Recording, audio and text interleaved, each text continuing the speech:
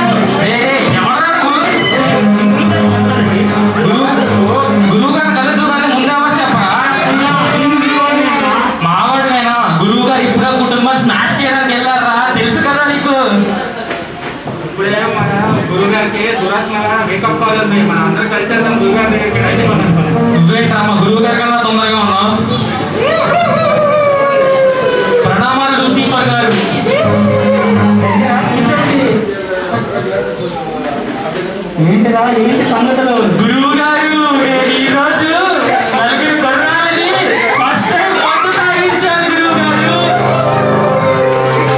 నేనైతే నలుగురు గురువు గారు, నేనైతే 10 మందిని పప్పు తీసుకెళ్ళాను.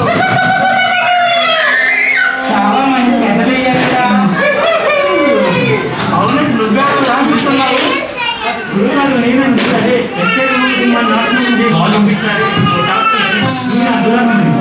అవునా నువ్వా? ఏంటి పిక్చర్ పని అంతవరకు చేసావు? అంటే అది గురువు గారు. చెప్పు. అంటే అది గురువు గారు. చెప్పనా చెప్పు.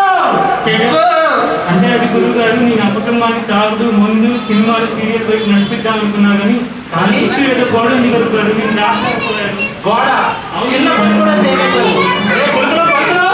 చెప్పండి గురువు గారు. గోడ సంగతి చూసిరండి. అలాగే గురువు గారు. ఎలాగైనా గురువు గారు ఆ కుటుంబాన్ని నాశనం చేసేస్తాం గురువు గారు. పదరా చూపించాలి. అదే కుటుంబం రేపు అనుకున్నాను వెళ్ళి చూడు. అయ్యో ఏదో గోడ గట్టిగా ఉంది. ఎంత చూడు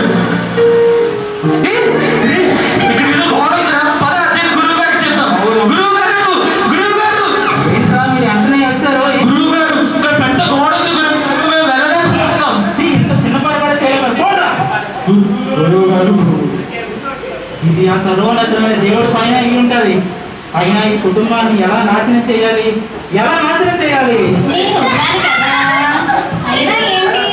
ఏమనుకుంటున్నా? ఇప్పుడే ఆ మంగమ్మకి వాళ్ళ కాళ్ళకి గొడవ పెట్టొచ్చారుగా. ఎందుకంటా వింటమ్మా మన ఇంటికి వెళ్ళాను లేదో ఇలా ముఖమే తలిపేసి వెళ్ళిపో మా ఇంటి దగ్గర నుంచి అంది. అందుకే ఇప్పుడు బాగా తిక్క కుదిరిదిలే. అవుదా? ఇప్పుడు ఎక్కడికి వెళ్తున్నాను అంటే మనకి ఎస్తేరమ్మ అనే చుట్టం ఉందిలే. ఆ చుట్టాన్ని చూడడానికి వెళ్తున్నాను ఇప్పుడు నేను.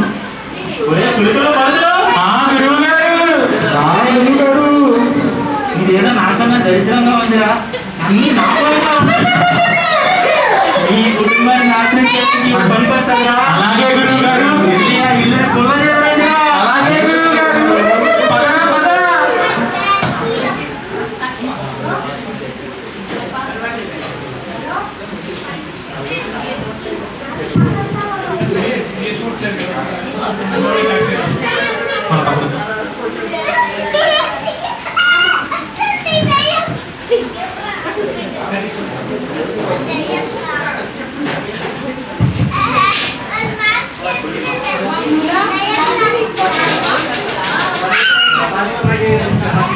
వస్తున్నారు అత్తయ్య గారు.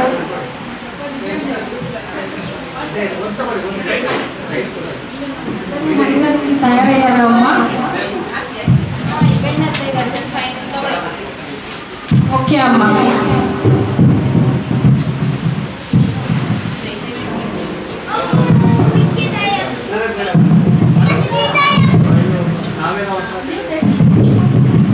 అమ్మా బ్యూలా, ఎవరో తలుపు కొడుతున్నారు, తలుపు తీసి చూడమ్మా. సరే అత్తయ్య గారు.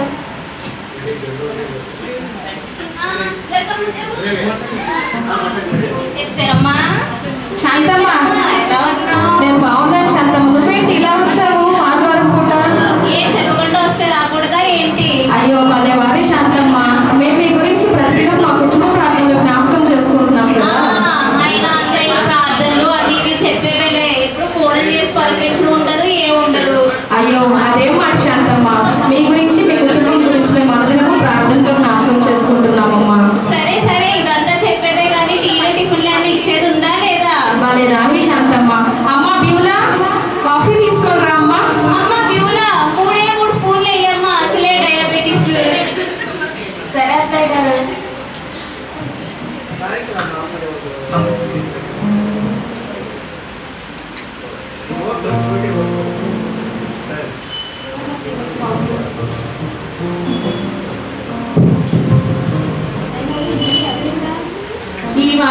ఈమా మా పెదనాన్న వాళ్ళ పిన్ని వాళ్ళ అత్త వాళ్ళ కూతురమ్మ.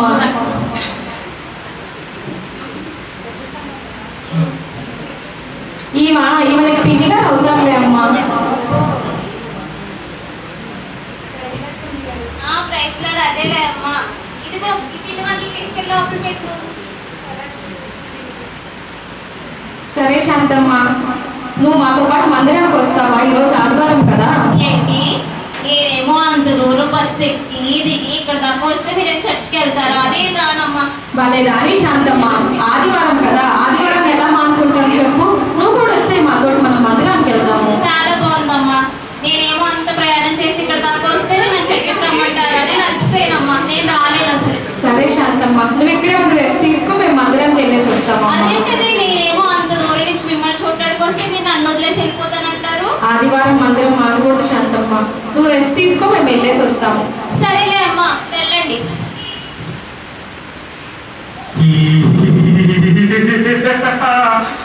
శాంతమ్మ, చూసావా నిన్ను వెళ్ళిపోయారు, నీకేం అనిపించట్లేదా? అసలు వీళ్ళందరూ నన్ను ఎలా వదిలేసి వెళ్ళిపోయారు? వీళ్ళందరికీ అసలు నేనేంటో తెలిసేలా చేయరు. చర్చికి వెళ్ళకుండా చెయ్యి, సినిమాకి పంపించు, షికారుకు పంపించు. ఏదో మంచి ఐడియాలో ఉంది, ఖచ్చితంగా ఇదే చేయాలి. వీళ్ళందరినీ ఖచ్చితంగా చర్చ్ మార్పించి సినిమాలకి షికార్లకి అంటే అలవాటు చేయాలి. ఆ చిన్న కొడుకుని చూడు, కూర్చొని చదివేసుకుంటున్నాడు. పద జరగడం, పద పద.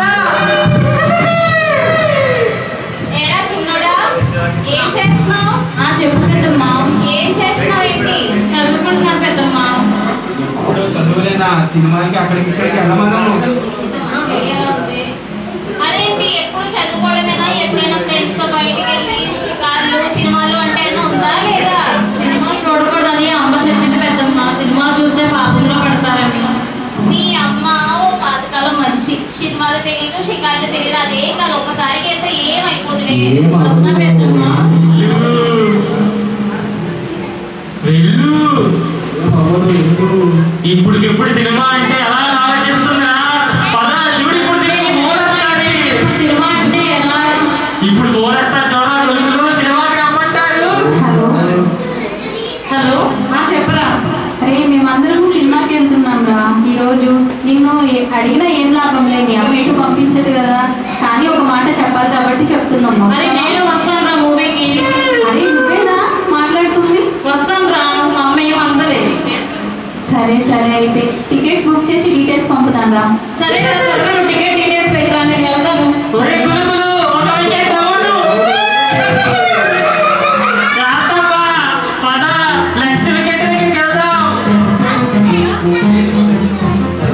బ్యూలా, బ్యూలా ఇంట్రా, కాఫీ తీసుకోండి రా. వస్తున్నానండి. ఏంటి ఈరోజు చాలా హుషారుగా ఉన్నారు? అదా, ఈరోజు శాలరీ డేటా, మరి ఈ డబ్బులు తీసుకెళ్ళి అమ్మకిచ్చు. సరేనండి. ఇలా కోడలాపు ఆమె డబ్బులేంటో అడుగు.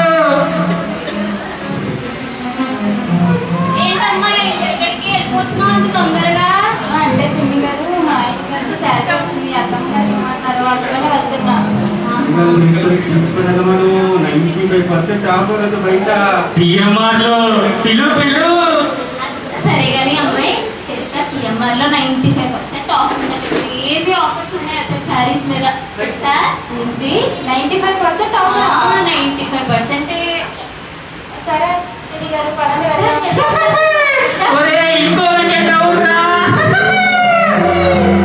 చూసావా ఈ చీరలు ఎంత బాగున్నాయో, అసలు దీంట్లో శారీ మీరు వేసుకొని చూడంతే ఎంత బాగుంటుందో. అంతా బాగానే ఉంది పిన్ని గారు, కాకపోతే మరి డబ్బులు. ఇదేంటమ్మాయి ఇప్పుడే కదా మీ ఆయన గారి శారీ వచ్చిందన్నావు? అంటే మా ఆయన గారు శాలరీ అర్థం గారికి ఇమ్మన్నారు గారు. అమ్మో ఇది ఎక్కడ పెట్టారు అమ్మ? మీ ఆయన గారి శారీ నువ్వు ఖర్చు పెట్టుకోవడం లేదా? మీ అత్తగారికి ఇచ్చాడమే అంతాను. నేను ఎక్కడ చూడలేదు, మీరు ఎక్కడ చూసారండి అసలు? ఇది నిజమే కదా పిన్ని గారు, మా ఆయనదే కదా. అదే కదా. వాడుకోవచ్చు కదా. మీరు వాడుకోవచ్చు కదా. వచ్చింది కదా. ఉందండి.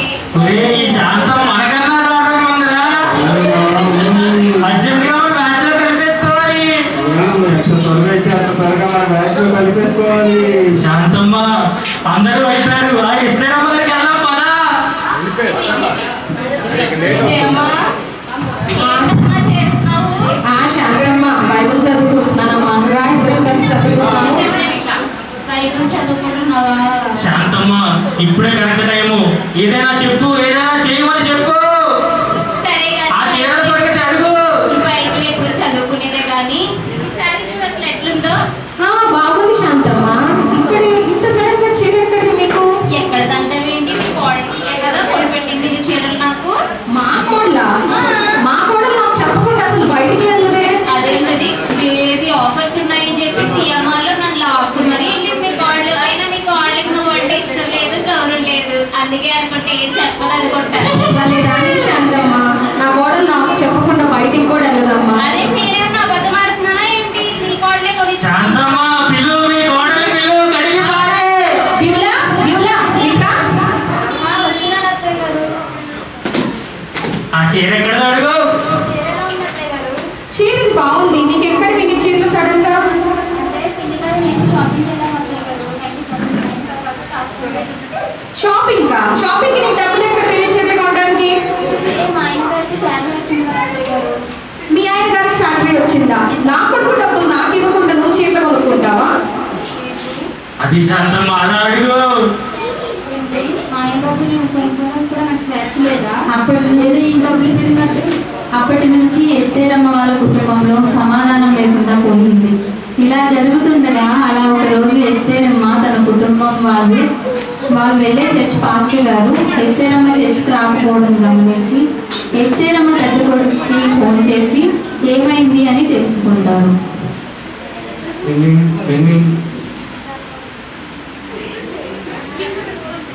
హలో ప్రైజ్లాడ్ బాబు. ప్రిన్సిపల్ పాస్టర్ గారు. అవును ఏంటి బాబు, ఏమైనా ఊరెళ్ళారా? 2-3 వారాల నుంచి చర్చికి రావట్లేదు. అది పాస్టర్ గారు, కొన్ని రోజుల నుంచి మా ఇంట్లో ఏం సమాధానంగా లేదండి. మీకు వీలైతే మా ఇంటికి వచ్చి కొంచెం ప్రార్థన చేసి వెళ్ళండి. సరే బాబు, వస్తాను. రేపు వస్తాను. సరే పాస్టర్. మరుసటి రోజు పాస్టర్ గారు ఎస్తేరమ్మ కుటుంబాన్ని దర్శించడానికి వస్తారు. సోఫాలో కూర్చున్న ఎస్తేరమ్మ గారిని పలకరిస్తారు. హలో ప్రైజ్లాడ్ అమ్మా. పాస్టర్ గారు మీరేంటండి ఇలా వచ్చారు? అంటే మీ పెద్ద కొడుకు కాల్ చేసి మీ ఇంట్లో కొద్దిగా సమాధానం లేదని చెప్పాడమ్మా, అందుకనే ఒక ప్రార్థన చేద్దామని వచ్చాను. మా ఇంట్లో అంతా బాగానే ఉందండి. మా ఇంట్లో సమాధానంగానే ఉందండి. అవునా? మీ పెద్ద కొడుకు ఏమన్నా కళా చెప్పాడు? మా ఇంట్లో అంతా సమాధానంగానే ఉందండి. అమ్మా చెప్పురా. అమ్మా మొన్న జరిగిన ఎగ్జామ్స్ లో నేను ఫెయిల్ అయ్యానమ్మా. ఫెయిల్ అవడం ఏంటి? నువ్వు అంత బాగా చదువుతావు, నువ్వు ఫెయిల్ అవడం ఏంటి? అమ్మా నేను కూడా నీకు విషయం చెప్పాలమ్మా. కొన్ని రోజులుగా ఇంట్లో సమాధానం లేక నేను కూడా తాగుడికి బానిస్తున్నాను. ఆఫీస్లో పని కూడా సరిగ్గా చేయటం లేదమ్మా. నువ్వేంట్రా, నువ్వు తాగుడికి బానిసవడం ఏంటి? ఏం చేస్తారమ్మా? అంతా బాగానే ఉంది అనుకున్న కుటుంబంలో చూడు ఇన్ని సమస్యలు కనపడుతున్నాయి నాకే. అయ్యో నన్ను క్షమించండి పాస్టర్ గారు. నన్ను మీరు ఎక్కడ చులకనగా అనుకుంటారని నేను అబద్ధం ఆడాల్సి వచ్చిందండి. ఎందుకమ్మా అలా అనుకుంటావు? మీ కొరకు ఎప్పుడు ప్రార్థన చేయడం, మిమ్మల్ని దేవునిలో నడిపించడమే కదా మా బాధ్యత. అలా మీరు ఎప్పుడు అనుకోకూడదు. మీ కొరకు నేను వచ్చింది ఎందుకు మీ కొరకు ప్రార్థన చేయడానికి వస్తాయి కదా. అత్తయ్య గారు నన్ను కూడా క్షమించండి అత్తయ్య గారు. నేను మీతో ప్రార్థించడం వల్ల మన ఇద్దరి మధ్య గొడవ జరిగాయి. అదేం లేదు. దేవుడు అసలు నేను జస్ట్ చర్చి పంపించాలనుకున్నాను కానీ నా వల్ల నీ జీవితాలు నాశనం అయిపోయాయి. అసలు శాంతమ్మ ఏంటలా ఆలోచిస్తున్నావు? నీ వల్ల నాశనం అయిపోవడం ఏంటి? నిన్ను వదిలేసి చర్చికి వెళ్ళిపోయాడు, అలా ఆలోచిస్తున్నావు ఏంటి? అసలు వీళ్ళందరూ ఇలా అయిపోవడానికి కారణం నేనే. కాదు శాంతమ్మ, నువ్వు కాదు, వాళ్ళకలా అమ్మాల్సిందే. వీళ్ళందరినీ క్షమాపణ అడగాల్సిందే. శాంతమ్మ వెళ్ళకు, వెళ్ళకు, ఇదంతా నా వల్లే జరిగింది. మీ అందరూ నన్ను తప్పకుండా క్షమించాలి. అయ్యో పాస్టర్ గారు మీరు కూడా క్షమించాలండి. వీళ్ళందరికీ జరగడానికి నేనే కారణం అండి. అసలు ఆ చిన్న కొడుకుని సినిమాలని షికార్లని అసలు ఎంత వాళ్ళ మధ్యలో గొడవలని అన్ని నేనే పెట్టానండి. అసలు మీరు క్షమించాలండి. అయ్యో ఏడవకమ్మా, నువ్వు ఇది చేయలేవు. నీ వెనక ఉండి ఎవరు నడిపించారో ఎవరు జరిగించారో నాకు తెలుసు. ఆ పాస్టర్ మనల్ని చూస్తున్నారా? పద మాతో ప్రార్థన చేద్దాం. ప్రార్థన మొదలు పెట్టారేంట్రా? ప్రభువును రక్షకుడైన దేవానికి వాళ్ళ చుట్టూ గోడలు వచ్చేస్తున్నాయిరా, వాళ్ళ దగ్గరికి వెళ్ళాలని ట్రై చేద్దాం. మళ్ళీ గోడలు వచ్చేసాయి. పద గురువు గారి దగ్గరికి వెళ్దాం. పద గురువు గారు, గురువు గారు, గురువు గారు అంతా అయిపోయింది. గురువు గారు ఏమైపోయింది? గురువు గారు ఆ శబ్దం మళ్ళీ వాళ్ళతో కలిసిపోయింది. వాళ్ళ ఇంటికి ఎవడో పాస్టర్ వచ్చాడు. ప్రార్థన చేయగానే వాళ్ళ గోడలు మళ్ళీ మళ్ళీ మళ్ళీ కట్టుబడిపోతున్నాయి. గురువు గారు ఓ సర్వోన్నతుడైన దేవుడా, ఎన్నిసార్లు నీ వైపు నీ పిల్లల్ని తిప్పాలనుకున్నా, నీ వైపు నుంచి నా దగ్గరికి లాక్కుందాం అనుకున్నా, నువ్వు ఏదో ఒకలాగా ఏదో ఒక దారి చూపిస్తున్నావు. కానీ ఇప్పటికీ నా ప్రయత్నం ఆగదు, ఆగదు.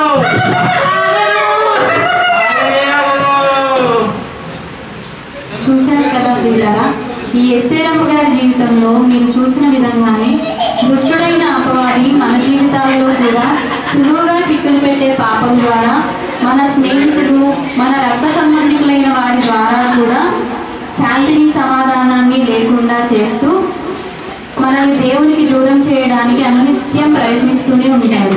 మనం ఎప్పుడైతే ప్రార్థనా ప్రాకారాన్ని మన యొక్క కుటుంబం చుట్టూ కట్టుకుంటామో అప్పుడు అపవాది మనల్ని ముట్టలేడు. మనం అందరము ఎల్లప్పుడూ ప్రార్థన చేస్తూ సంఘ సహవాసాన్ని కలిగి జీవించి మన జీవితాలలో, మన కుటుంబాలలో సాతాను యొక్క క్రియలను, కార్యాలను జయించగలిగే శక్తి దేవుడు మనందరికీ దయచేయుగాక. ఆమేన్.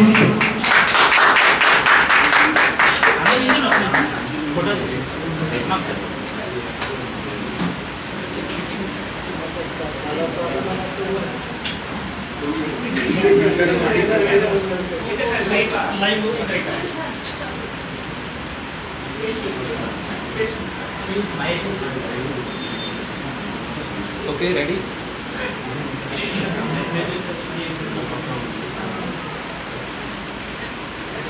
స్మైల్.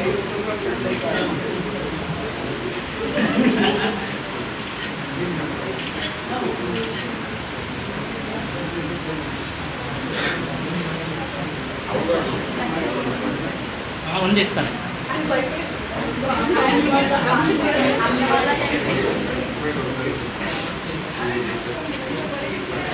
దేవునికి స్తోత్రం. హల్లెలూయా, హల్లెలూయా. చాలా చక్కటి స్క్రిప్ట్ వేసిన పిల్లలకి నా హృదయపూర్వక వందనాలు తెలియపరుస్తూ ఉన్నాను. అనే సమయంలో అందరూ కూడా చక్కగా కూర్చొని భోజనం చేస్తూ ఫస్ట్ టైం ఊహించుకోలేదు ఈ విధంగా మనం చూస్తామని, చేస్తామని. ఎవరి కృపను బట్టి అందరూ కూడా మరి చక్కగా ప్రోగ్రాం కూడా జరిగాయి. కాబట్టి సహకరించిన ప్రతి ఒక్కరు కూడా పేరు పేరున నా హృదయపూర్వక వందనాలు తెలియపరుస్తూ ఉన్నాను. మరి ముఖ్యంగా మౌనికకి, సహోదరుడు జయరాజ్కి నా హృదయపూర్వక వందనాలు తెలియపరుస్తూ ఉన్నాను. ఎందుకంటే ఆ మ్యూజిక్ అది లేకపోతే మనం ఎంత చేసినా వేస్ట్. మరి అనుకుంటూ ఉన్నా ఎలాగా అని చెప్పేసి అనుకున్న సమయంలో మరి అనుకునే విధముగా దేవుడు నడిపించాడు. దేవుడికి మహిమ కలుగును గాక. హల్లెలూయా. మన విధంగా ఇంకా ముందు ఏమైనా ప్రోగ్రాం జరిగితే తప్పనిసరిగా మీరు రావాలి. మేము వదలం. అన్వేష్ కూడా మరి ఎంతో దూరం నుంచి వచ్చాడు. ఆ బిడ్డ కూడా నా హృదయపూర్వక వందనాలు తెలియపరుస్తున్నాను. అదేవిధంగా రెవరెండ్ బిషప్ మరి రత్నారెడ్డి గారికి, అదేవిధంగా వెంకటేష్ నాయక్ గారికి నా హృదయపూర్వక వందనాలు తెలియపరుస్తూ ఉన్నాను. మరి దైవజనులకి నా హృదయపూర్వక వందనాలు తెలియపరుస్తూ ఉన్నాను. అదేవిధంగా కూడి వచ్చిన ప్రతి ఒక్కరు కూడా మా ఆహ్వానాన్ని మన్నించి వచ్చిన ప్రతి ఒక్కరు కూడా నా హృదయపూర్వక వందనాలు తెలియపరుస్తూ ఉన్నాను. దేవుడు మిమ్మలను మీ కుటుంబాలను దీవించి ఆశీర్వదించి కాపాడుగాక. ఆమేన్. అందరూ కూడా భోజనం చేసుకుని వెళ్ళవలసిందిగా ప్రేమపూర్వకంగా కోరుతూ ఉన్నాం. ఎవరు కూడా భోజనం చేయకుండా వెళ్ళవద్దు. భోజనం చేసుకుని ప్రతి ఒక్కరు కూడా వెళ్ళవలసిందిగా ప్రేమపూర్వకంగా అందరినీ కూడా కోరుతూ ఉన్నాం.